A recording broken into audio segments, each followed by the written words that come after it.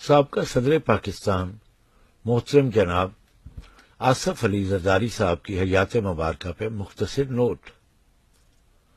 آپ 1952 میں ڈاکوؤں کے ایک نہایت بلند مرتبہ زرداری قبیلہ میں پیدا ہوئے۔ آپ نے جناب کم عمری میں ہی لوٹ مار اور غاصبانہ قبضے کی ابتدائی تعلیم اپنے عہد کے نہایت جید لٹیرے اپنے والد محترم قبلہ جناب حاکم علی زرداری صاحب سے حاصل کی۔ بعد ازاں اعلیٰ اسناد و پیشہ ورانہ علوم کے حصول کے لیے کئی مرتبہ طویل عرصہ کے لیے مختلف جیلوں میں قیام کا شرف حاصل فرمایا۔ آپ نے اپنی باقاعدہ عملی زندگی کا آغاز حکومتی خزانے کی لوٹ مار سے کیا۔ گو کہ حسب و نسب کی وجہ سے طبیعت بچپن ہی سے اس بےغیرتی کی طرف مائل تھی، لہذا اوائل جوانی سے ہی چھوٹی موٹی وارداتوں کی طرف خصوصی توجہ فرماتے تھے۔ اپنے برادر نسبتی کو نہایت مہارت سے قتل کروا کے اس شعبہ میں بھی اپنی برتری کا لوہا منوایا۔ بعد ازاں اسی گراں قدر تجربے سے نہ صرف مختلف مواقع پہ اپنے قریبی ساتھیوں کی مدد کی، بلکہ اپنی اہلیہ محترمہ کو بھی اس بے ثبات دنیا سے چھٹکارا دلوانے کے لیے نہایت خوبصورتی سے قتل کروا دیا۔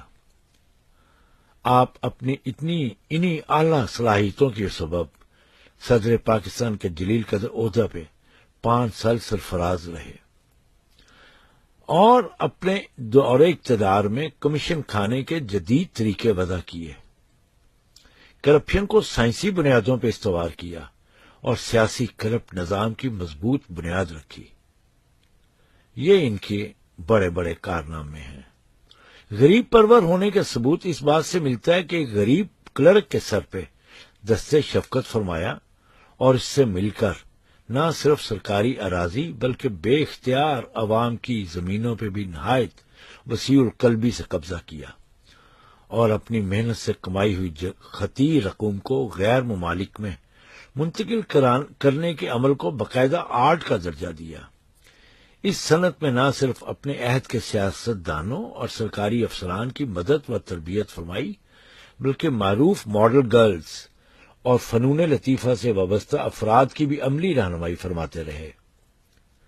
ان کی بلند مرتبہ مہارت کا انداز اس سے لگایا جا سکتا ہے کہ ملک کی اعلیٰ عدالتوں اور مختلف ایجنسیاں بعد از کوشش بسیار کبھی بھی کچھ بھی نہ پکڑ سکی۔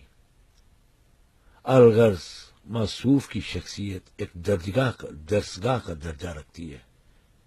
ان کے شاگرد بشمول خلفاء، مریدین، عقیدت مند نہ صرف پاکستان بلکہ غیر ممالک بشمول امریکہ میں کثرت سے پائے جاتے ہیں۔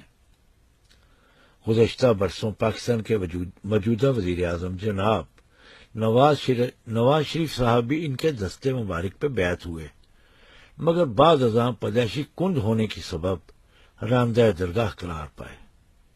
امید واسق ہے کہ پاکستان کے گنگی، بہری اور بے حس عوام آنے والے الیکشن میں انہیں ایک دفعہ پھر اگلے 5 سال کے لیے پاکستان کھپے کا موقع ضرور دے گی۔